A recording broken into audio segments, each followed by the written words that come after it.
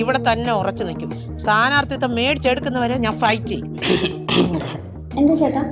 അല്ല, ഐഡിയ ഒക്കെ പറഞ്ഞു കൊടുത്തായിരുന്നു മെമ്പർക്ക്. അപര സ്ഥാനാർത്ഥി ഇറക്കിയാലോ? അത് ഫുള്ളാവുന്ന ഒരു ഐഡിയ ആണ്. എൻ്റെ ഒരു എക്സ് ഉണ്ട്, അവളുടെ പേര് ഇതുപോലെ തന്നെയാ, ദേവകി. അവരെങ്ങാനും പേടിച്ചിട്ട് എന്നെ സ്ഥാനാർത്ഥിയായിട്ട് നിർത്തിയ അത് നമ്മുടെ ഒരു ഭാഗ്യമല്ലേടാ.